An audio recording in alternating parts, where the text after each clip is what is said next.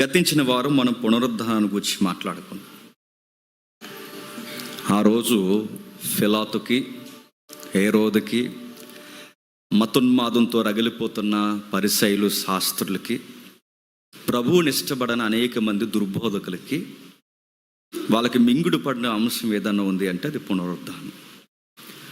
వాళ్ళ ఆశలన్నిటి మీద నీళ్ళు జల్లేసింది, లేదా వాళ్ళ ఆశలకి దృఢముగా కనబడింది ఏదన్నా ఉంది అంటే అడ్డుగా పెట్టబడిన రాయి. దాని గురించి మనం ఆలోచించాం. ఆ పునరుద్ధానాన్ని గురించి పురస్కరించుకున్న అపోస్తులాలు చెప్పుకుంటూ వెళుతూ ఉన్నప్పుడు సమకాలీన అంటే మొదటి శతాబ్దంలోనే పునరుద్ధానాన్ని ఎక్కిరించే వాళ్ళు ఎక్కువైపోయారు. అలాంటి వారికి ఎలా సమాధానం చెప్పాలని అపోస్తులు నిర్ణయించుకున్నప్పుడు అట్టి వారిని అస్సలు కనికరించొద్దు అన్నట్టు. ఏం జరుగుతుంది, ఎక్కడ నాపథ్యం ఇది, ఎక్కడ జరుగుతున్న విషయాలు ఒకసారి తిమోతికి రాసిన మొదటి పత్రిక రండి. తిమోతికి రాసిన మొదటి పత్రిక, అపోస్తుడైన పౌలు తిమోతికి రాసిన మొదటి పత్రిక మొదటి అధ్యాయం. తిమోతికి రాసిన మొదటి పత్రిక మొదటి అధ్యాయం 3వ వచనం చూడండి. నేను మాసిదోనియాకు వెళ్ళుచుండగా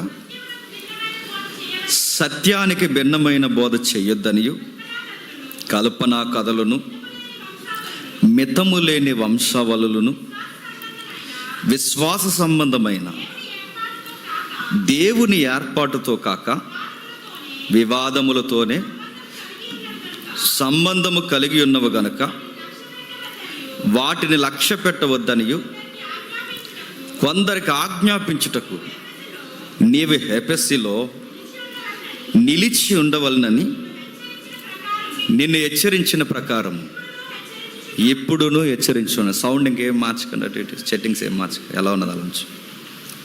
ఓకే, రాయబడిన సంగతి మనం చూద్దాం.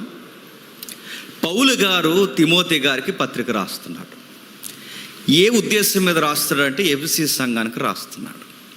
మనకు తెలుసు, చాలాసార్లు మాట్లాడుకునే ఈ సందర్భాలు మనకు టూకీగా ఒకసారి జ్ఞాపకం చేసుకుంటాం. ఎఫెసీ సంఘం అనేది అర్తిమీదేవి ఆరాధన జరుగుతున్న ప్రాంతంలో ఎఫెసీ సంఘం కట్టబడింది. అర్తిమీదేవి తెలుసు కదండి. అర్తిమీదేవి గుడి ఆరాధన ఆ రోజుల్లో చాలా పేరు ప్రఖ్యాతులు కలిగినది. ఆ ఆరాధనకి రెవెన్యూ ఎక్కువ వచ్చేది.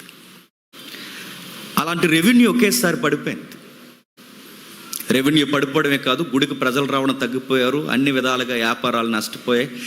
వ్యాపారం సడన్గా ఎందుకు నష్టపోయిందంటే భక్తులు రాక తగ్గిపోయింది. భక్తులు రాక ఎందుకు తగ్గిపోయిందంటే ఈ ఏరియాకి ఒకడు వచ్చాడు, అతగాడి పేరు పౌలు. ఆయన వచ్చిన తర్వాత నిజ దేవుడు ఎవరో చెప్పడం ప్రారంభించారు. చేతులతో చేయబడినవి దేవుళ్ళు కాదని, పుక్కిటి పురాణాల యొక్క ఇతిహాసాల నుంచి పుట్టినవి దేవుళ్ళు కాదని, కల్పింపబడినవాడు దేవుడు కాదని, మనం దేవుడిని సృష్టించడం కాదు, దేవుడే మనం సృష్టించాడని అతగాడు చేస్తున్న బోధకి ప్రజలలో రివైవల్ స్టార్ట్ అయింది. మన టెంపుల్స్కి రావడం తగ్గిపోయారు అయ్యా అని ఈ వ్యాపారస్తులందరికీ ఒక హెడ్ ఆఫ్ ది డిపార్ట్మెంట్ ఒకడు ఉంటారు, ఆయన పేరు దెమెత్రి. ఆయన దగ్గర ఇష్యూ పెట్టారు, వ్యాపారం ఎందుకు పడిపోతుంది. ఏమైందంటే ఏదో సువార్తట, ఆయన పేరు నజరేడైన యేసట, ఆయన పుట్టాడట, మరణించాడట, తిరిగి లేచాడట. ఈ విషయాన్ని చెప్పడానికి ఆ పౌలు అనే వ్యక్తి ఎవరో వచ్చాడట ఏరియాకి. ఆ వ్యక్తి వచ్చి చెప్పిన దగ్గర నుంచి ప్రజలలో చైతన్యం వచ్చింది. వస్తే ఏమైంది, నిజదేవుడు ఆయన నిర్ధారించుకొని ఆరాధించడానికి ఆయన వైపు వెళ్ళిపోయారు. ఎప్పుడైతే ఈ విషయం జరిగిందో వాళ్ళకి చిర్రెత్తిపోయింది. ఎందుకంటే వ్యాపారాలు నష్టపోయేట్టు ఊరుకుంటారా? ఎవడరా పౌలుకి ఏరియా తిరిగి లేచాడట. ఈ విషయాన్ని చెప్పడానికి ఆ పౌలు అనే వ్యక్తి ఎవరో వచ్చాడట ఏరియాకి. ఆ వ్యక్తి వచ్చి చెప్పిన దగ్గర నుంచి ప్రజలలో చైతన్యం వచ్చింది. వస్తే ఏమైంది, నిజదేవుడు ఆయన నిర్ధారించుకొని ఆరాధించడానికి ఆయన వైపు వెళ్ళిపోయారు. ఎప్పుడైతే ఈ విషయం జరిగిందో వాళ్ళకి చిర్రెత్తిపోయింది. ఎందుకంటే వ్యాపారాలు నష్టపోయేట్టు ఊరుకుంటారా? ఎవడరా పౌలుకి షెల్టర్ ఇచ్చింది అన్నారు. పలానా వారు. ఈడ్చుకురండి ఆ ఫ్యామిలీని. గట్టిగా వార్నింగ్ ఇచ్చారు. ఏవే అని పౌలు గారు కూడా వార్నింగ్ ఇవ్వడానికి పౌలు గారు ఎలా అంటాడంటే, సావరేవు ముందుకెళ్దామంటాడు. పండగ శుభాకాంక్షలు అండం. ఎవరికి ఎక్కడ పడితే అక్కడ ఏ గొడుగు, ఏ ఎండకు ఆ గొడుగు పెట్టడు, డైరెక్ట్గానే వెళ్తాడు. నేను వెళ్తాను అన్నాడు. వెళ్తానంటే అక్కడ అధికారులు ఉన్నారు. ఆ రూమ్లో ఉన్న అధికారులు ఏమన్నారంటే, బ్రదర్ దయచేసి రావద్దు, ఒక ఫ్రెండ్గా చెప్తున్నాం, ఆఫీసర్స్గా చెప్తున్నాం కనుక, ఫీల్డ్లో ఉన్నాను కనుక చెప్తున్నాం, లాండ్ ఆర్డర్ ప్రాబ్లం ఎక్కువ ఉంది, దయచేసి రాకు. ఆపేస్తే ఆగాడంట మనిషి, లేకపోతే ఆగడు. శిష్యులు కూడా ఆపేశారు, అధికారులు ఆపేశారు. లేదంటే అక్కడికి వెళ్తుడు ఆ సభలో ఏం జరుగుతుందంటే గట్టిగా అరుస్తున్నారట, అర్తిమీదేవి మహాదేవి అని అరుస్తున్నారు. సుమారు 2 గంటలు అరిచాడు. గట్టిగా అరిస్తే దేవి గొప్పదైపోద్దా? అర్తిమీదేవి మహాదేవి అని అరిస్తే అయిపోద్దా? కరోనా టైంలో కంచం గ్లాసు ఆ మేళ్ళ మీద పట్టుకెళ్ళి పైన టంగటంగమని కొట్టి కరోనా పో అన్నారంట. పోయిందా? వచ్చింది అది ఇంటికి. పోద్దా? పో అంటే పోదు, గొప్ప అంటే అయిపోదు. మా దేవుడు గొప్ప, జై అంటే అయిపోద్దా? ఎక్కడ పడితే అక్కడ ఎజెండాలు ఎగరేస్తే అయిపోద్దా? అర్తిమీదేవి మహాదేవ్ అన్నారు సార్, అయ్యిందా? ఏమీ చేయలేక దొంగరుపులు గాలరుపులు అరిసి ఆ షెల్టర్ ఇచ్చిన ఆ వ్యక్తిని కొట్టడానికి ట్రై చేస్తే పౌలు గారిని రిక్వెస్ట్ చేసుకుని, సార్ ప్లీజ్ సార్, మీ వాళ్ళ టౌన్ అంతా అలజడి అయిపోతుంది, కొంచెం సర్దుమనే వరకు వెళ్ళిపోండి అంటే, మరి అప్పటి వరకు వాక్యం విన్న వాళ్ళందరూ సంఘముగా ఫామ్ అయ్యారు. కొంతమంది పెద్దలను పెట్టాడు, పెద్దలు, కాపర్లు, బిషప్స్, హార్ట్స్ బిషప్స్ ఎవరైతే ఉన్నారో ఇదంతా ఒకటే కేటగిరీ వర్డ్స్ ఇవన్నీ. కాకపోతే ఆ రోజు ఒక కాపర్లను పెట్టారు, మనకు రాయబడిన పదం పెద్దలు. ఆ పెద్దలను బట్టి జాగ్రత్త, నేను వెళుతున్నాను, సంఘము జాగ్రత్త అని చెబుతూ కాస్త గలిబిలు జరుగుతున్నప్పుడు ఒక విషయాన్ని చెప్పాడు. ఏమని చెప్పాడు? ఆ విషయాన్ని అలాగే ఉంచి పత్రికలో ఒక్కసారి ఈ సందర్భాన్ని అపోస్తుల కార్యంలో చూడండి. అపోస్తుల కార్యములు 19వ అధ్యాయం, అపోస్తుల కార్యములు 20వ అధ్యాయం 29వ వచనం చూడండి. అపోస్తుల కార్యములు 20వ అధ్యాయం 29వ వచనం. నేను వెళ్ళిపోయిన తర్వాత క్రూరమైన తోడేళ్ళు మీలో ప్రవేశించునని నాకు తెలియను. వారు మందను కనికరింపరు, వారు శిష్యులను తమ ఎంట ఈడ్చుకొని పోవాలని వంకర మాటల పలుకు మనుష్యులు. ఏకదిశ మీలోనే బయలుదేరుదురు. కావున నేను 3 సంవత్సరములు రాత్రింబగళ్ళు కన్నీళ్లు విడిచుచు ప్రతి మనుష్యునికి మానక బుద్ధి చెప్పి తిని మీరు జ్ఞాపకం చేసుకోండి. నేను వెళ్ళిపోయిన తర్వాత, ఇదిగో నన్ను పంపించేస్తున్నారు, నేను వెళ్ళిపోతున్నాను, అల్లరి అణిగింది, నేను పై ప్రాంతాలకు వెళ్ళిపోతాను. నేను వెళ్ళిపోయిన తర్వాత నెక్స్ట్ ఏం జరుగుద్దంటే తోడేళ్ళు మీలోకి వస్తాయి. ఆ తోడేళ్ళు ఏం చెప్తాయి? వచ్చి శిష్యులను తమ వెంట, శిష్యులంటే మొట్టమొదటి శతాబ్దంలో లేదా మొదటి శతాబ్దంలో క్రైస్తవులు ఏమని పిలిచేవారంటే శిష్యులు అనేవారు. శిష్యులనంటే క్రైస్తవులను, విశ్వాసులను తమ వెంట ఈడ్చుకొని పోవాలని వంకర మాటలు చెప్తారు. ఆ వంకర మాటలు ఏం చెప్తారు? మరి ఏం చెప్తారు ఆ వంకర మాటలు? పనికిమాల మాటలు అని చెప్పి, అలా కాదులే ఇలా అని చెప్పేవారట. ఈడ్చుకొని వెళ్ళిపోతారు. ఈడ్చుకొని వెళ్ళిపోయే వాళ్ళు ఎక్కడి నుంచో రారు. ఆ ఈడ్చుకొని వెళ్ళిపోయే వాళ్ళ అరబ్బుల నుంచి రారు. ఆ ఈడ్చుకొని వెళ్ళిపోయేవారు పక్క ప్రాంతాల నుంచి రారు. ఆ ఈడ్చుకొని వెళ్ళిపోయారు ఐగుప్తి నుంచి రారు. ఆ ఈడ్చుకొని వెళ్ళిపోయేవారు మన సంఘంలోనే తగలడతారు. వాళ్ళే వంకర మాటలు చెబుతారు. ఎలాంటి మాటలు చెబుతారంటే పునరుద్ధానము గతించిపోయిందని చెప్తారు. ఏంటట? పునరుద్ధానం అంటే ఎలాంటి వంకర మాటలు చెప్పారు? ఈ విషయం మీరు గుర్తుపెట్టుకుని ఇప్పుడు 1 తిమోతి పత్రిక రండి. తిమోతికి రాసిన మొదటి పత్రిక. ఎలాంటి మాటలు వాళ్ళు చెప్తున్నారు చూడండి. 1 తిమోతి పత్రిక 1వ అధ్యాయం 18వ వచనం నుంచి, నా కుమారుడైన తిమోతి, నీవు విశ్వాసమును మంచి మనస్సాక్షి కలిగిన వాడివై నిన్ను గూర్చి ముందుగా చెప్పబడిన ప్రవచనములు చొప్పున మంచి పోరాటం పోరాడవలనని వాటిని బట్టి ఈ ఆజ్ఞను నీకు అప్పగించుచున్నాను. అట్టి మనస్సాక్షిని కొందరు త్రోసివేసి విశ్వాస విషయమై వాడబద్దలైపోయిన వారి వలె చెడి ఉన్నారు. వారిలో హుమనేయును అలెగ్జాంద్రును ఉన్నారు.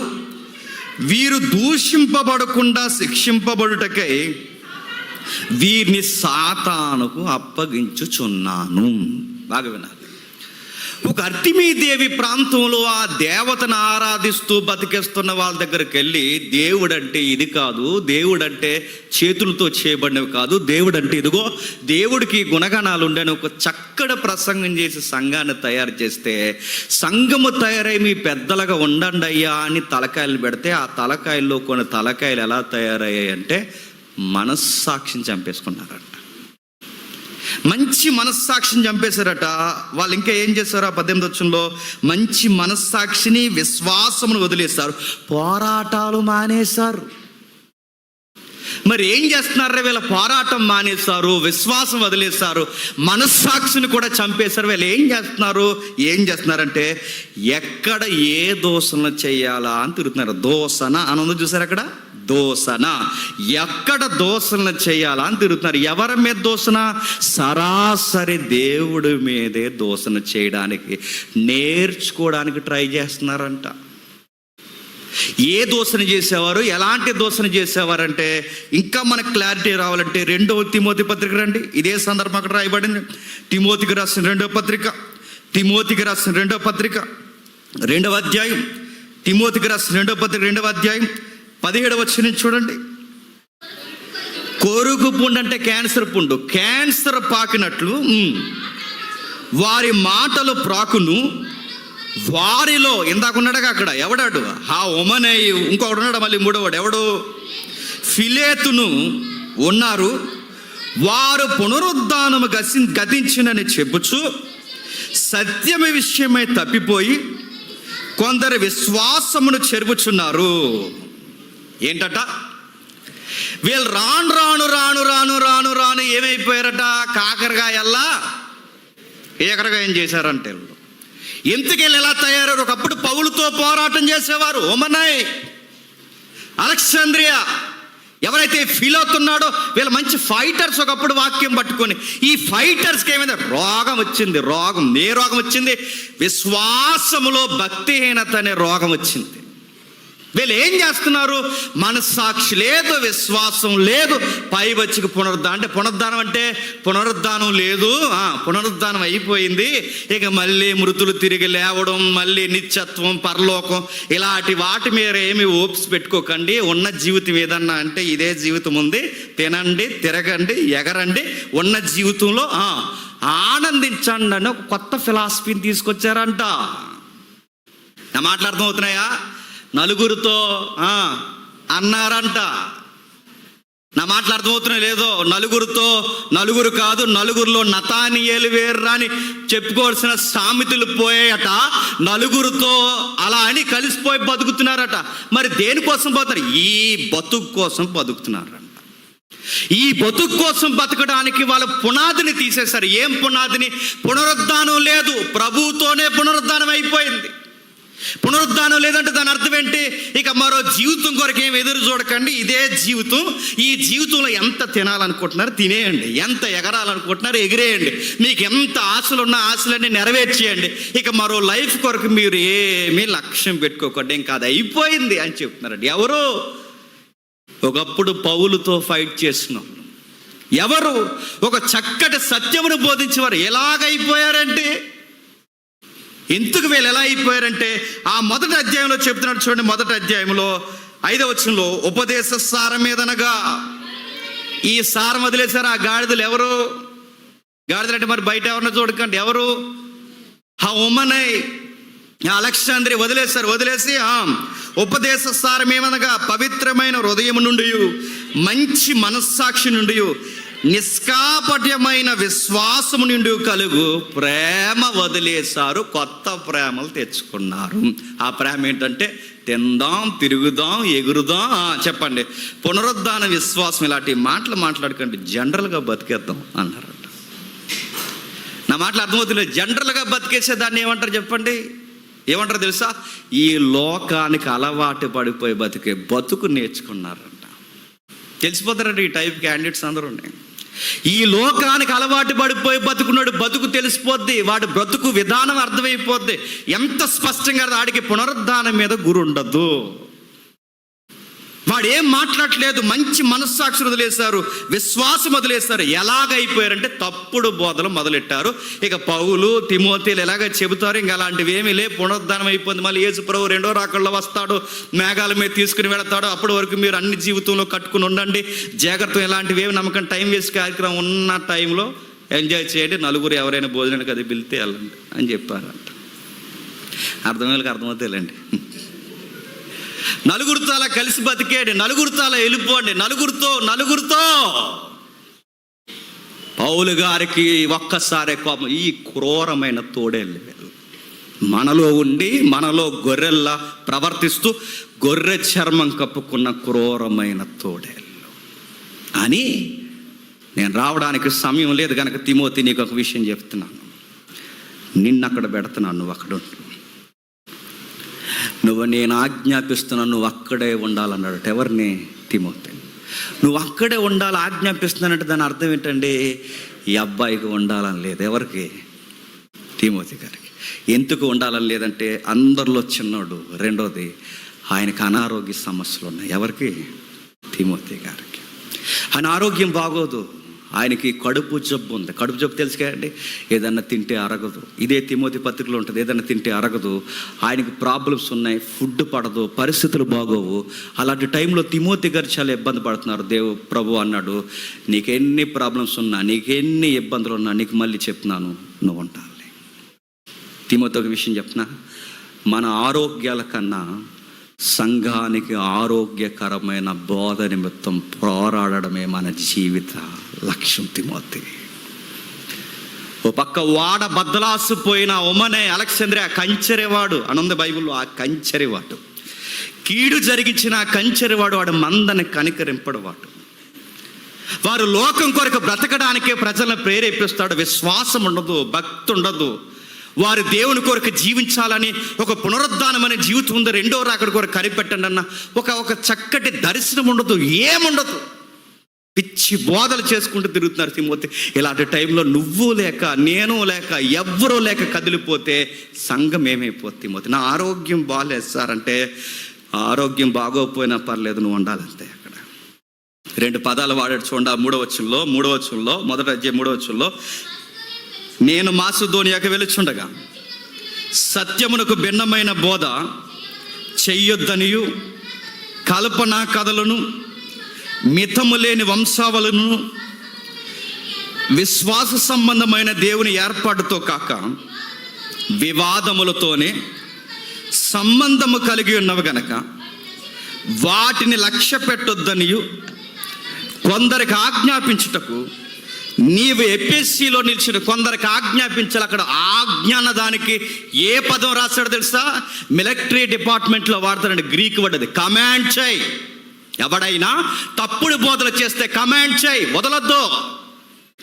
మన ఆరోగ్యాలు బాగోకపోయినా, మన ఆర్థిక పరిస్థితులు బాగోకపోయినా, మన పరిస్థితులు ఎలా ఉన్నా, మనం ఎందుకు పిలువబడ్డామంటే ఒక పక్క సత్యం చెప్పడమే కాదు, దుర్బోధలు జరుగుతున్నప్పుడు ఆ దుర్బోధల నిమిత్తము కూడా పోరాటం చేయడానికి మనం పిలువబడ్డాం. తిమోతి, కడుపు జబ్బున్నా, కళ్ళ జబ్బున్నా, ఏ జబ్బున్నా, మన జీవితంలో ఎంత రోగాలున్నా, మన దేహం మనకు సహకరించకపోయినా, మన దేని నిమిత్తం పుట్టామో తెలుసా? సత్యము కొరకు పోరాటం చేయడానికి పుట్టాం. తిమోతి, కమాండ్ చేయాలి. నువ్వు నాలాగే అక్కడ నువ్వు జిరాక్స్లో నిలబడాలి. ఆ పెద్దలు ఎవరైతే ఉన్నారో వాళ్ళందరికీ కమెంట్ చేయి. దుర్బోధన చేస్తే చూస్తూ ఊరుకునేది లేదు. తప్పు చెబుతున్నారనే లేఖనాల నుంచి కడిగి పడే. నిన్ను బతిమాలు కొనుచున్నాను. ఇక్కడ ఏముందో?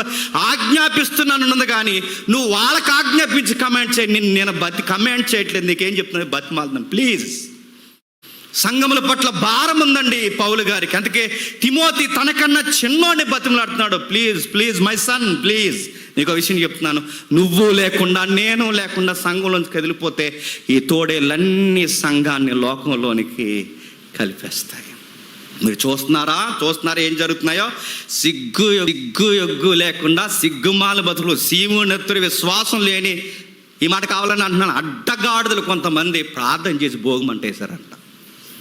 ఎవడేసింది? విశ్వాసులు కాదండి, బోధకులు గొప్పం పెట్టారట, ప్రార్థన చేసి భోగమంటేశారట, పులిహార తిన్నారంట.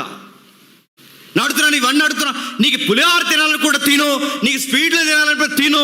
నువ్వు ప్రార్థన చేసి భోగమంటలే పాస్ట్రవా అని అడుగుతాను. పాస్ట్రవా అని లేకపోతే నువ్వు సంతలో తిరిగే పనికి మాలినోడువా? ఎవరు ఈ పని చేస్తుంది తెలుసా? చెన్నైలో ఉన్నాడండి ఒకడు. ఆ రోజు 6వ తారీఖున చూడండి, వీళ్ళ డీటెయిల్స్ అన్నీ మీకు చెప్తాం. చెన్నైలో ఉన్నాడు. చెన్నైలో భోగమంటే పెట్టండి. ఎందుకు వేస్తారా ఈ భోగమంటే? మరి ఇప్పుడు ఈ భోగమంటే ఎగిపోతే వాళ్ళు మరి మన యేసుప్రభువు నమ్మరు. భోగమంటే అయితే యేసుప్రభువు నమ్ముతారా? భోగమంటే వేస్తా అంటే ఇప్పుడు వాళ్ళకి భోగమంటే వేస్తాం, రేపు పొద్దున మన క్రిస్మస్ కేక్ కొత్తారు, అప్పుడంట రక్షించేస్తారంట.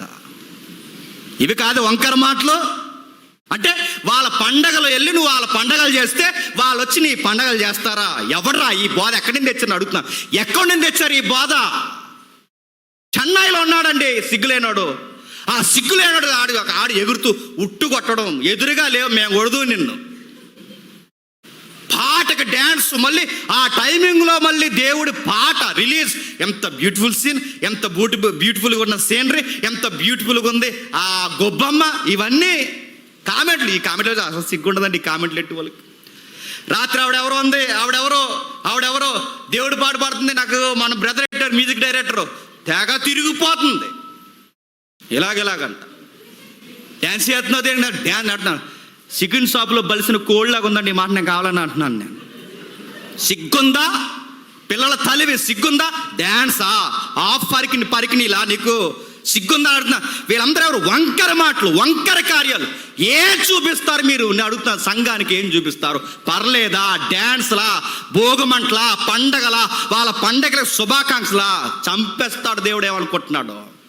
ఇలాంటి యెజబెలు బోధలు చేస్తే దేవుడు ఊరుకుంటాడా? దేవుడు చెప్తున్నాడు తిమోతికి, పౌలు ద్వారా, తిమోతి నేను మళ్ళీ చెప్తున్నాను, మన ఆరోగ్యాలు పనమగా పెట్టైనా సరే, కత్తికి ఎదురెళ్ళిపోయినా సరే, వాళ్ళు ఎంత దుర్బోధలు చేసినా తగ్గకు, అస్సలు తగ్గొద్దు. వాళ్ళని కమెంట్ చేయి, కడిగి పడేయి. నేను చెప్పేంత వరకు ఎఫ్సీ సంఘం నుంచి కదలొద్దు. మధ్యలో ఈ మధ్య పానకంలో పుడగలా కొంతమంది వచ్చి అంటున్నారు. ఏమో తెలుసు, వీళ్ళకి తలా తోక తెలియదండి. చక్కగా ప్రసంగాలు చెప్పుకుని వెళ్ళిపోక ఎందుకండి గొడవలు అంటే, నీకు కడుపులో మజ్జిగ కదలకూడదు. నీకు బైబిల్ గమనించు. అపోస్తులో పక్క సత్యం చెప్పడమే కాదు, మరో పక్క పోరాడారు, దుర్బోధల మీద దులుమాడేశారు. సత్యం బోధించడమే కాదు, ఎవరైనా దొంగ బోధల సంఘానికి అంటిస్తే అన్యజనుల యొక్క ఆ వ్యవహార శైలి సంఘంలోకి వస్తే చూస్తూ ఊరుకోలేదు. సత్యం చెప్పడం ఎంత ప్రాముఖ్యమో దుర్బోధల మీద ఫైట్ చేయడం కూడా అంత ప్రాముఖ్యం. అందుకే బైబిల్లో రాయబడింది, పరిశుద్ధులారా మీకు ఒక్కసారి అప్పగింపబడిన బోధ నిమిత్తము పోరాడుడి అని చెప్పి. ఫైట్. అందుకే బైబిల్ ఇలా రాస్తూ అని అంటున్నాడు, నా కుమారుడా పోరాటం. నువ్వు ఒక కమాండర్, నువ్వు యేసుప్రభు పక్షాన ఉన్న ఫైటర్, నువ్వు యేసుప్రభు పక్షం నిలబడాల్సిన ఇదిగో యుద్ధ వీరుడవే. ఏం తగ్గకు. సిద్ధాంతాలు మార్చిన, వంకర మాటలు చెప్పిన అస్సలు నువ్వేమి కనికరం చూపించు. కమాండ్ చేయి వాళ్ళని. ఇలాంటి విషయాలు చెప్పాల్సిన కారణం ఏంటో తెలుసా? ఆయన రావడానికి అవకాశం లేదు. ఈయన కూడా లేకపోతే, ఎవరో చెప్పకపోతే ఎబిసి సంఘాన్ని తిప్పి మళ్ళీ ఎలా తయారు చేస్తారు తెలుసా? సంతలో సమూహంలా తయారు చేస్తారు. అందుకే అది అస్సలు కనికరించలేదండి. ఆయన తిట్టి పడేశాడు. ఎంత ఘోరంగా తిట్టాడు. ఒకసారి నేను తిట్టడం కాదు, ఆయన తిడితే బాగుంటుంది. ఎవరు? పౌలు గారు తిడదాం. ఈరోజు ఏదో బీపీ వచ్చేసింది అనుకోకండి నాకు. ఒకసారి చూడండి ఒకసారి తిమోతికి రాసిన రెండో పత్రిక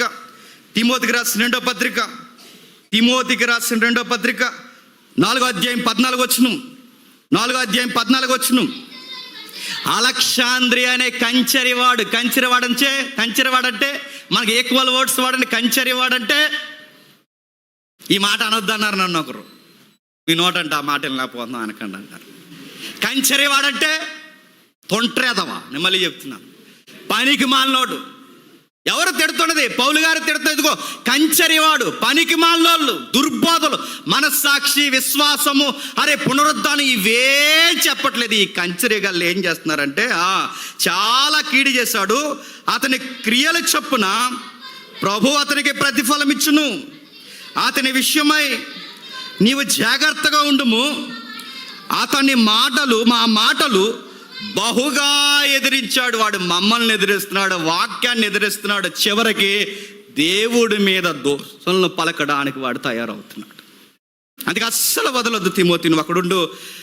నీ విశ్వాసము బలపడాలి. నువ్వు చాలా దృఢంగా ఉండాలంటే ఇప్పుడు అడుగుతున్నానంటే సహవాసంలో ఎవరైనా ఉంటే కాస్త స్ట్రాంగ్గా ఉంటాం. తెలుగులో సామెత ఉంది, 6 నెలలు అయితే వారు వీరు వారే. పౌలు గారికి తోడెవరున్నారు అక్కడ? క్షమించండి, తిమోతి గారికి తోడెవరున్నారు? పౌలు గారు లేరు. ఎవరైనా ఉంటే వాళ్ళు కూడా తిమోతి గారి కన్నా కాస్త విశ్వాసంలో, జ్ఞానంలో ఒక అడుగు వెనక్కే ఉన్నారు. ఎందుకంటే ఈయనకున్నంత ఫైర్ ఇంక అక్కడ ఎవరికీ లేదు. ఇప్పుడు ఈయన గైడ్లైన్స్ ఇవ్వాలి. ఉన్నవారు ఎవరైనా పెద్దలు ఉన్నారనుకుంటే ఆ పెద్దలు ఏమన్నా వీళ్ళని గైడ్ చేస్తున్నారో వాళ్ళ వాడ బద్దలాసిపోయినట్టు అయిపోయారు. వేగముగా వెళుతున్న వాడ సముద్రంలో ఒకేసారి శిలను గుద్దితే ఎలా బద్దలాసిపోద్దో వాళ్ళ భక్తి జీవితంలో కూడా ఏమయ్యారట, వేగంగా ప్రయాణం చేసి ఈరోజు బద్దలాసిపోయారు వాళ్ళు. ఇలాంటి అవిశ్వాసుల మధ్య, ఈ దుర్బోధల మధ్య, ఇలాంటి పరిస్థితుల మధ్య తిమోతి గారు ఉండాలి అంటే ఆయనకు ఒక స్ట్రాంగ్ మెసేజ్ ఉండాలి కదండి. ఆయనకు ఒక స్ట్రాంగ్ మెసేజ్ ఉండాలి. ఆ ఫైట్ ఆయన చేయాలంటే తిమోతికి గుద్దేసే ఒక ప్రసంగం చేయాలి పౌలు గారు. ఆ ప్రసంగం ఎవరిదో కాదు. తిమోతి, ఉమనయని చూడొద్దు, అలెగ్జాంద్రియని చూడొద్దు, ఈ దొంగబోతులు తోడేళ్ళని ఎవరిని చూడొద్దు. తిమోతి, మై సన్, మై కుమారుడా, నా లైఫ్ని చూడు, నా పిలుపుని చూడు, నీ జీవితంలో ఎలా పోరాటం చేయాలి నీకు అర్థమైపోద్దని మొదలెట్టాడు. ఏం చూపిస్తున్నాడు చూడండి 12వ వచనంలో, తిమోతికి రాసిన మొదటి పత్రిక 12వ వచనంలో, పూర్వము నేను దోషకుడను, హింసకుడను, హానికరుడైన తన పరిచర్యకి నియమించి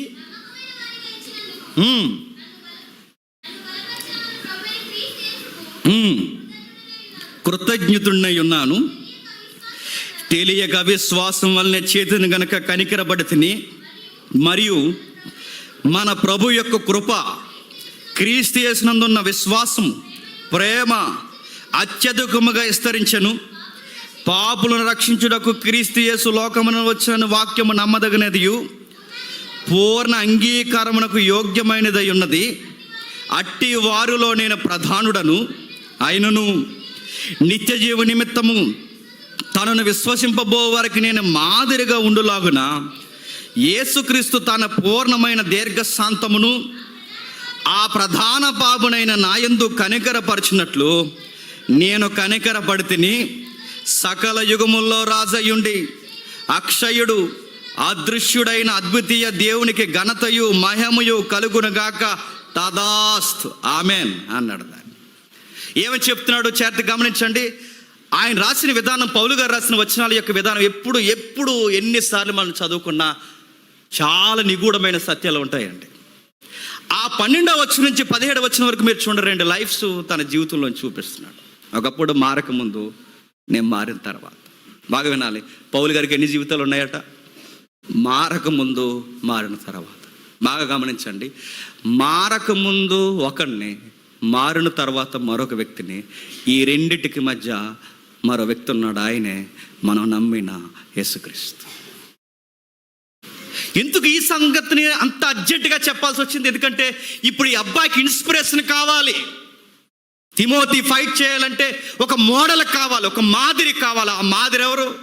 నన్నే చూడు, నేను క్రీస్తుని పోలి నడుచుకుంటున్నా, నా కాలింగ్ ఏ టైంలో జరిగిందో చూడు తిమోతి. ఏం చెబుతున్నాను? పదాలు జాగ్రత్తగా విడదీద్దాం. ఆ 2 లైఫ్ స్టోరీస్ ఒకసారి మనం తెర మీద తీసుకొద్దాం. చివరికి వెళ్ళేసరికి మనం నిజంగా ఏడుపు వస్తుంది. మనల్ని కూడా దేవుడు అలాగే పిలిచాడు. ఏం జరిగింది? మొట్టమొదటి పదం రాస్తున్నాడు చూడండి, పూర్వము దోషకుడను. ఏంటట? పూర్వం దోషకుడట. నేను అడుగుతున్నాను, ఎవరిని దూషించేవాడండి? చెప్పాలి. యేసు ప్రభువునే దూషించేవాడు. ఆయన ఒక దేవుడు, మీరు యెహోవాకు వ్యతిరేకంగా ఫామ్ అవ్వడం, మీరు నమ్ముకున్న దాన్ని మేము నమ్మాలని ప్రచారం చేయడం, మా సనాతన ధర్మాలకి మీరు అడ్డు రావడమా? ఏడు మీ ఏసేడి ఎంత మాట్లాడాలో అన్ని మాట్లాడినాడు. చివరికి యేసు ప్రభువు నమ్ముకున్న వారిని దూషించడమే కాదు, చెప్పండి, చంపేశాడు.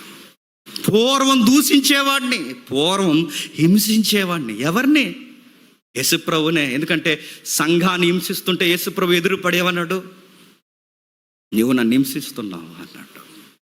పూర్వం నేను ప్రభువుని హింసించాను, పూర్వం నేను దూషించాను, ఇంకా ఏం చేశాను? హానికరుడను. ఎక్కడ నన్ను చూసిన అందరూ భయపడిపోయేవారు. స్త్రీలను లేదు, పురుషులను లేదు, ప్రతి ఒక్కరిని ఎంత ఇబ్బంది పెట్టాలంత ఇబ్బంది పెడితేనే ఎంతగా వాళ్ళ మీద నేను రంకెలు వేయాలంత రంకెలు వేస్తాను.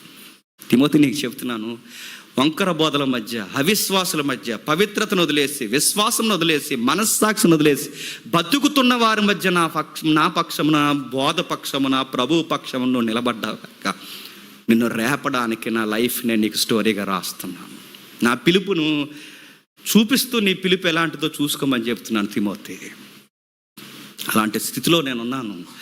దూషించేవాడిని, హింసించేవాడిని, హానికరంగా ఉండేవాడిని, ఎంత బాధ పెట్టానో. చంపేస్తుంటే దగ్గరుండి ఆనందించేవాడిని. 13వ వచనంలో ఒక మాట అన్నాడు, అవిశ్వాసినై ఉంటిని. ఎలా ఉన్నాడట? నమ్మకం లేదట. దేవుడు నమ్ముతాననే చెప్తాడట, కానీ దేవుడి పేరు మీద రక్తము ఒలికించి పడేస్తాడట. దేవుడి పేరు మీద ఉంటాడంటే ఈయనకి ఎన్ని పదాలు ఉన్నాయి చూడండి. హింసించేవాడు, హానికరంగా ఉండేవాడు, దూషించేవాడు. ఇప్పుడు ఇవన్నీ ఎందుకు చేశాడంటే అవిశ్వాసము వల్లనే చేశాను. విశ్వాసం అనుకున్నాను కానీ అవిశ్వాసం అని నాకు తర్వాత అర్థమైపోయింది.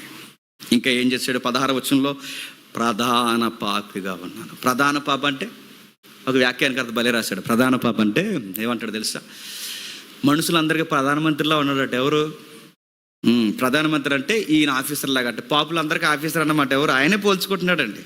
పాపులందరికీ ఆఫీసర్ అయితే ఆఫీసర్ చెప్తాడు, రే సాయంత్రం వెళ్తున్నావురా దమస్కు చంపేయడానికి, ఎవరు వస్తారు నాతో అంటే వెనకాల ఈ తోకలందరూ రెడీ, మేము వచ్చేస్తాం సార్, మేము వచ్చేస్తాం, చంపేద్దాం, నలుగురిని చంపాలి, మరి ఏమంటారంటే అలాగేస్తారు అనేవారట. చంపించేసేవాడు దగ్గరుండి. ప్రధానమంత్రిలాగా ఎవరిచ్చాడు? పాపులకు ప్రధానమంత్రి.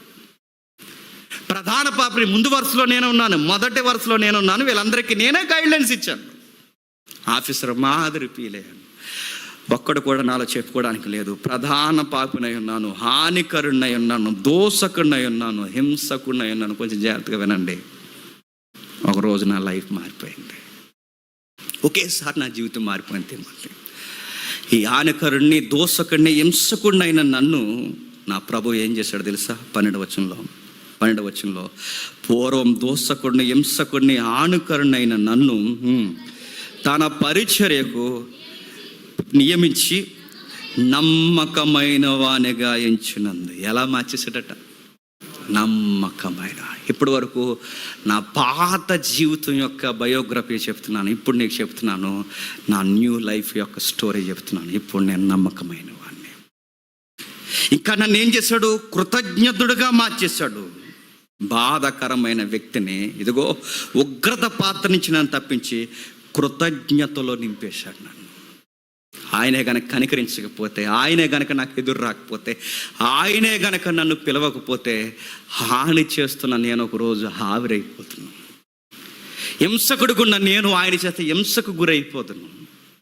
చివరికి నా జీవితం నరకానికి పాత్ర అయిపోయాను. ఉగ్రతకు నేను గురైపోయి ప్రధాన పాపినైన నన్ను దేవుడు పూర్తిగా నాశనం చేసేస్తాడు. అలా టైంలో నేను మారడం కాదు, ఆయనే నన్ను మార్చేస్తాడు. నమ్మకమైన వాడిగా నన్ను చేసేస్తాడు. నమ్మకమైన వాడిగా నన్ను నింపాడు. నేను కృతజ్ఞతని. ఎంత కృతజ్ఞత అంటే నేను ఎలాగ ఉంటే నరకానికి పోవాలి. అందుకే ఇప్పుడు నేను మారిపోయిన లైఫ్లో ఆయనకి నేను ఎప్పుడు థ్యాంక్స్ చెప్పకుండా ఉండలేను. దూషిస్తూ ఉంటే ఒక రోజుకి నేను ఏమవుదును? ఇంకా నన్ను మార్చేశాడు. నిత్య నాశనానికి పోవాల్సిన నన్ను 2వ వచనంలో చెప్తున్నాడు, నిత్య జీవానికి నన్ను సిద్ధపరిచేశాడు. 12వ వచనంలో చెప్తున్నాడు, కనికరము చూపించాడు. ఏం చేశాడట? కనికరం చూపించాడు. మీకు ఏమర్థం అవుతుందండి ఇవన్నీ చదివితే? ఒకప్పుడు ఈ నమ్మకం లేని వ్యక్తిని ఎలా మార్చేశాడట?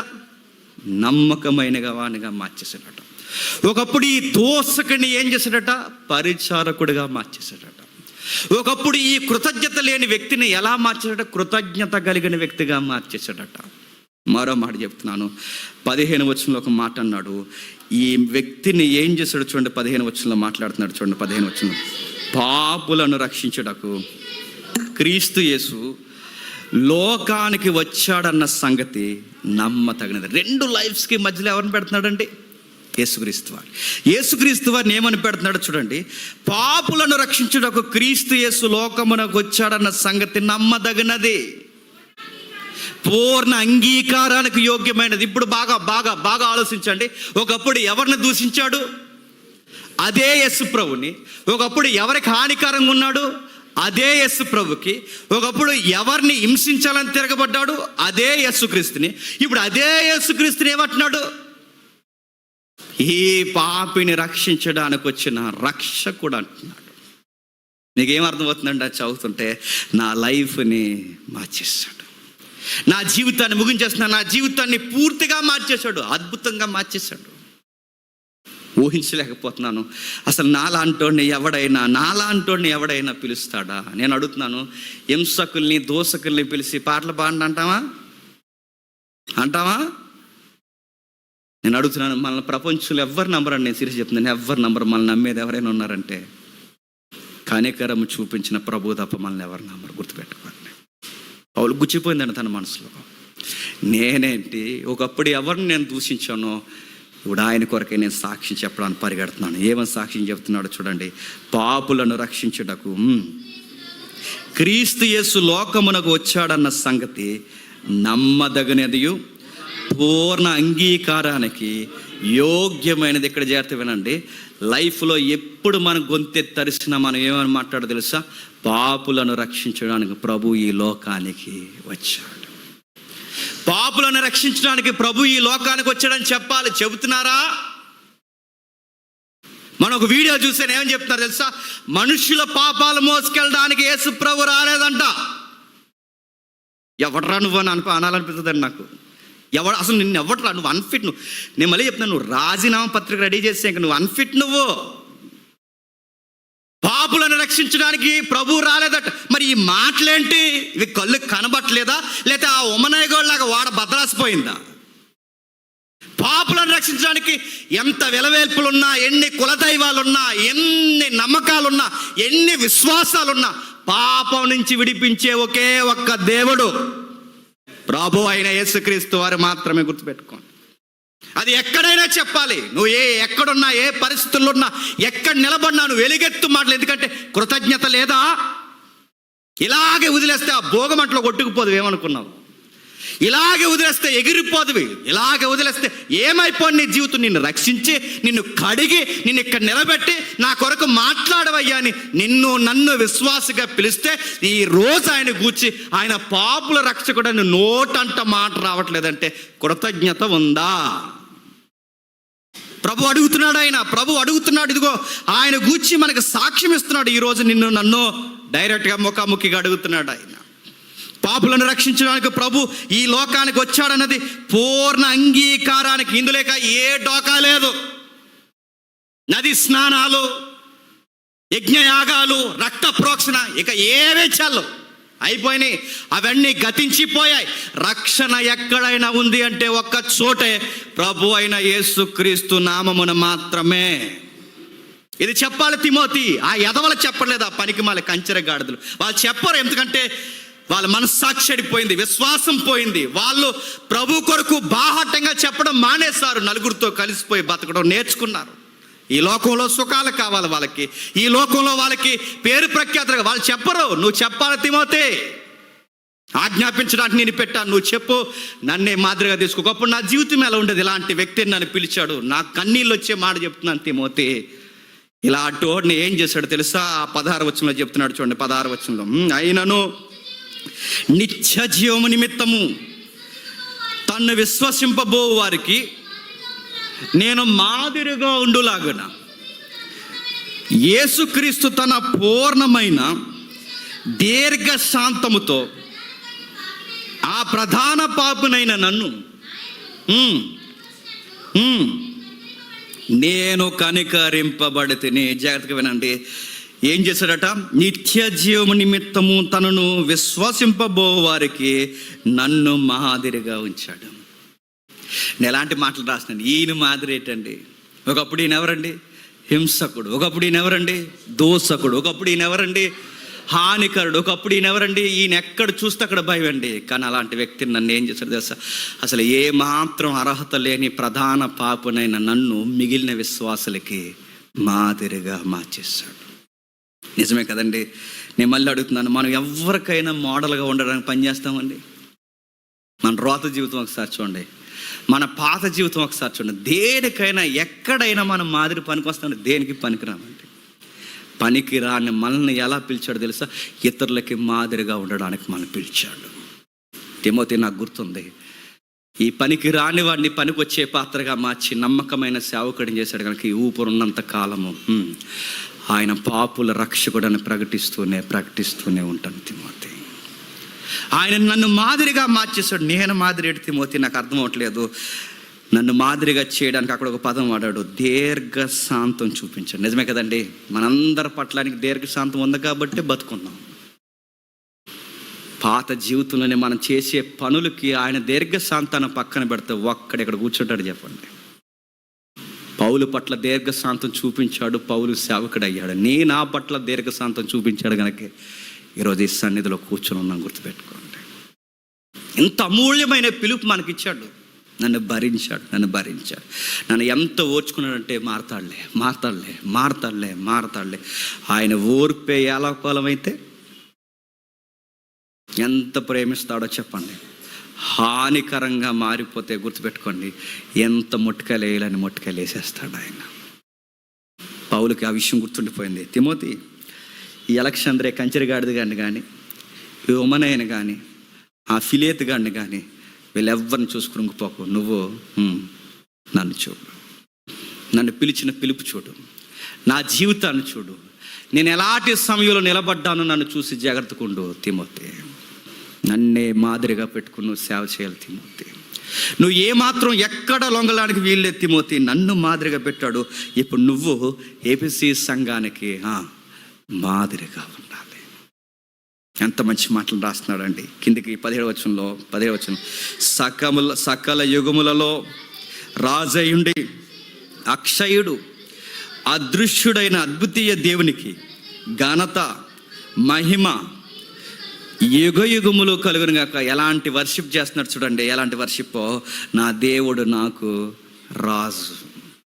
మీరు రాజువేరు నా రాజువేరు అనలేదు, అందరు రాజు ఒకటే. గుర్తుపెట్టుకోండి, నా మాటలు అర్థమవుతుంది. నా దేవుడు నా రాజు, నా దేవుడు అక్షయుడు, నాశనం లేనివాడు, నా దేవుడు ఇదిగో అగోచరుడు, అదృశ్యుడు. నా రాజు, నా దేవుడు అద్వితీయుడు, అంటే మరలా పుట్టనివాడు, పుట్టిక లేనివాడు, కలిగి ఉన్నవాడు, కలిగి ఉన్నది ఏది ఆయన లేకుండా కలగలేదని నాకు ఆజ్ఞాపించినవాడు. వర్షిప్ చేస్తున్నాడు. ఇదిగో నా దేవుడు నాకు రాజు అయి ఉన్నాడు, నా దేవుడు నాకు అక్షయుడై ఉన్నాడు, నా దేవుడు నాకు అదృశ్యుడు, అగోచరుడు, అద్వితీయుడు. ఆయనకి మాత్రమే ఘనత. ఇక ఎవ్వడికి జై కొట్టేది లేదు, ఇక ఎవ్వడికి జై కొట్టే విషయం లేదు. నా దేవునికి మాత్రమే ఘనత. ఎందుకంటే నా జీవితానికి మార్చినోడికి నేను ఘనతను ఆజ్ఞాపించాలి తప్ప నేను గాలి వ్యవహారాలకు నేను ఎందుకు జై కొట్టాలి తిమోతి. ఎలా ఉండేవాడిని ఎలా మార్చేశాడు. ఒకప్పుడు నా పాత రోత జీవితం అది తిమోతి, ఇప్పుడు నా నూతన జీవితం ఇది. ఈ రెండిటి మధ్య నాకు ఆకర్షణీయమైన వ్యక్తి పాపులను రక్షించడానికి మన మధ్యకు వచ్చిన ప్రభువైన యేసుక్రీస్తు.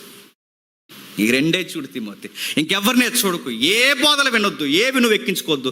నీ ఆరోగ్యం బాగోకపోయినా, నీకు అనారోగ్య సమస్య ఎక్కువైపోయినా, నీ కడుపు జబ్బు ఎంత ఎక్కువైపోయినా నీళ్లు తాగు. నీళ్ళు మాత్రమే కాకుండా ఇంకా జబ్బు ఎక్కువైతే కొంచెముగా ద్రాక్షరసం తాగు. మొత్తం మీద ప్రాబ్లం ఫేస్ అయ్యి ఎంత బాధ అనిపించాలి అంత బాధ అనిపించు. ఆరోగ్యం కళ్ళ ముందు అలా ప్రాణాలు తీసేస్తున్నట్టు అనిపించినా బోధ నిమిత్తం పోరాటం చేయ అక్కడి నుంచి కదలు. నేను చెప్పేంత వరకు నువ్వు అక్కడి నుంచి కదలు. ఆరోగ్యకరమైన బోధ కొరకు ఆరోగ్యాలు ఏం చేశారు చెప్పండి, ఫానముగా పెట్టారండి వాళ్ళు. ఆరోగ్యకరమైన బోధకుడు అంటే వారి జీవితాలు త్యాగం చేయడానికి రెడీ అయిపోయారు. ఇదంతా చెప్పి అప్పుడు చెప్తున్నాడు 18వ వచనంలో, నా కుమారుడైన తిమోతి, నీ విశ్వాసమును మంచి మనస్సాక్షి కలిగిన వాడివై నిన్ను గూర్చి ముందుగా చెప్పబడిన ప్రవచనములు చెప్పున ఈ మంచి పోరాటం ఏ మంచి పోరాటం, నేనే మంచి పోరాటం చేస్తున్నానో నువ్వు అదే మంచి పోరాటం చేయి. ఇదే పోరాటం చేస్తూ వాటిని బట్టి ఈ ఆజ్ఞను నీకు అప్పగించున్నాను. నీ గురించి నేను ముందు ప్రవచనాలు చెప్పాను, నీకు గుర్తుందిగా. మీ అమ్మమ్మ కానీ మీ అమ్మగారు కానీ ఎన్ని కలలు కన్నారు. దేవుడు ఎన్ని కలల మధ్య నేను పుట్టించాడు, ఎలాంటి టైంలో మనల్ని పిలిచాడు. నిన్ను కూడా అలాగ వదిలేస్తే నువ్వు ఆ ధర్మశాస్త్ర ఆచార సాంప్రదాయాల్లో అటు అన్యుల్లోనూ ఉండక ఇటు యూదుల్లోనూ నువ్వు కలవలేక మధ్యలో నువ్వేమైపోదు తిమోతి. నన్ను ప్రేమించిన దేవుడు నిన్ను ప్రేమించాడు, నన్ను పిలిచిన దేవుడు నిన్ను పిలిచాడు, పిలుపుకు తగ్గ పరిచర్య చేద్దామా తిమోతి అన్నాడు. నాకు ఆశ్చర్యంగా అనిపించే మాట పౌలు గారు అంటారు, మిగిలిన విశ్వాసాలకి నన్ను మాదిరిగా చేసేసాడు. నిజమేనండి, నాకు కూడా అనిపిస్తుంది, మనం ఎవరికి మాదిరిగా ఉండడానికి ఒకప్పుడు మనం సరిపోతామని చెప్పండి. ఈరోజు నిలబెట్టాడు, మనం చెబుతుంటే యేసుప్రభు మాటలు చెప్తుంటే నలుగురు వింటున్నారు, నలుగురు ఫాలో అవుతున్నారు, మనలాగా అనేక మంది సేవ చేయాలనుకుంటున్నారు. ఇవన్నీ చూస్తుంటే మనకి ఏమనిపిస్తుంది అంటే, పనికి రాని మనలను చెప్పండి మాదిరిగా మార్చేస్తాడు. మనం సేవకులు ఏంటంటే నాకు ఇష్టంగా అనిపిస్తుంది, మనం సేవకులు. నేను మళ్ళీ చెప్తున్నాను, నేను మారకపోతే పక్క రౌడీ సీటర్ అవుతున్నాను. నేను సీరియస్గా చెప్తున్నాను, ఇదే పులిపేట మీద చెప్తున్నాను. నేను రౌడీ, ఎందుకంటే నా ఫ్రెండ్ రౌడీ సీటర్ పక్క నేను ఖచ్చితంగా ఇద్దరు ముగ్గురిని చంపేసి ఉంది. నేను ఖచ్చితంగా నాకున్న టెంపర్కి ఏదో ఒకటి అయిపోయానండి. నా జీవితం ఏమైపోయి నాకు తెలియదు. అప్పుడప్పుడు ఊహించుకుంటాను, నేను నాకు ఈ బైబిల్ దొరకకపోతే నేను ఏమైపోతున్నాను. మనకున్న కోపానికి, మనకున్న అలవాట్లకి, అప్పుడప్పుడు నాకు అలవాటు అవుతున్నాయి ఇవన్నీ, ఈ స్మోక్ కానీ డ్రింకింగ్ కానీ. అప్పటికి గంజాయి దొరకలేదు, బహుశా అది కూడా అలవాటు అవుతుంది. నేను అడుగుతున్నాను, అలాంటి వారిని మనం పట్టుకుని మనం పిలిచాడు, నాశనానికి జోగుతున్న మనం పిలిచి విశ్వాసులకు మాదిరిగా మనల్ని చేసేసాడు. అడుగుతున్నాను.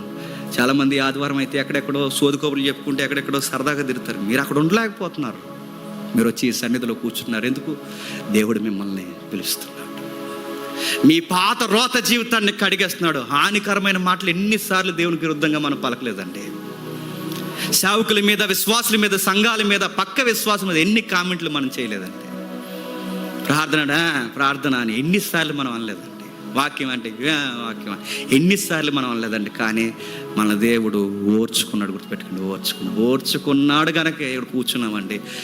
మన పట్ల దీర్ఘశాంతం లేకపోతే మనం ఎప్పుడో చెప్పండి ఈ లోకాన్ని విడిచి వెళ్ళిపోయింది. దేవుడు మనల్ని తీసేద్దాడండి. పౌలుని పిలిచిన దేవుడు తిమోతిని పిలిచాడు, తిమోతిని పిలిచిన దేవుడు నిన్ను పిలిచాడు, నన్ను పిలిచాడు. ఎందుకు పిలిచా ప్రభు అంటే, కృతజ్ఞత మర్చిపోవద్దని పిలిచాడు. మీ పాపాలు తీసేయడానికి నేను వచ్చాను, మీ జీవితానికి ఎల్లకాలము రాజుని నేను. మీరు నన్నే ఆరాధించాలి, నాకే చేకొట్టాలి, నా సేవే చేయాలి, నా కొరకే పిలువబడ్డారు, నా కొరకే జీవించాలి. కలలోనైనా ఇలలోనైనా ఎక్కడ మీరు నిలబడినా నోరిప్పారంటే నా కోసమే మీరు చెప్పాలి. మంచి పోరాటం చేయాలి, మనస్సాక్షిని కొంగనివ్వకుండా, విశ్వాసము బలహీనం కాకుండా చక్కటి బలమైన విశ్వాసం కలిగిన ప్రయాణం మీరు చేస్తూ అనేకులకు దీవెనకరంగా ఉండాలి. ఓమనయ్యగడతో జాగ్రత్త, అలెగ్జాంద్రియాతో జాగ్రత్త, అస్సలు కనికరించొద్దు. నేను పని చేయాలనుకుంటున్నాను తిమోతి, వాళ్ళని సాతానికి అప్పగించేస్తానన్నాడు. ఏం చేస్తా అన్నాడు? అక్కడ ఉంది చూడండి 20 వచనంలో, హోమనై ఉన్న అలెగ్జాంద్రులు ఉన్నారు, వీరు దూషింపకుండా శిక్షించుటకే వీరిని సాతానికి అప్పగించేస్తాను. ఫైనల్ స్టేజ్ అని చెప్పిన, వీడు పూర్తిగా దయ్యం అయిపోయాడు అంటానికి గుర్తు చెప్పిన, ఆడికి దైవ లక్షణాలు వచ్చేస్తాయండి. అన్నీ దయ్యాలను పొగుడుతుంటారు. దయ్యం అయిపోయాడు, దయ్యాన్నే పొగుడుకుంటుంది. దైవ లక్షణాలు వచ్చేస్తాయి. దైవ లక్షణాలు అంటే దయ్యపు ఆరాధనలు, దయ్యాల బలలో చేతులు పెట్టడం. చూసారా, అర్థమవుతున్నాయి మీకు? యెజెబెలు బోధలన్నీ వచ్చేస్తాయి. సాతానికి అప్పగించేస్తాడు తెలుసా? భ్రష్ట మనసుకు అప్పగిస్తే గుర్తుపెట్టుకోండి, చేయరాని పనులు చేయడానికి తెగిస్తారు. ఇదే గుర్తు.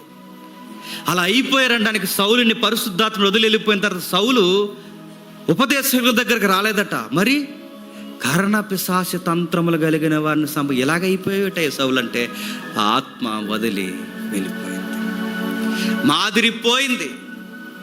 ఒకప్పుడు నీ పిలిపేంటి, ఒకప్పుడు నీ పోరాటం ఏంటి, ఒకప్పుడు నువ్వు ఎలా ఉండేవాడివి, ఇప్పుడు నువ్వు ఎలాగైపోయావు. ఏమైంది? నీ విశ్వాసం చచ్చిందా? ఏమైంది? నీ వాడ బద్దలాసిందా? ఏమైంది? నీకు ఎలాంటి పిలుపులో దేవుడిని నిలబెట్టాడు? ఎందుకు ప్రతి దానికి రాజ్యపడుతున్నావు?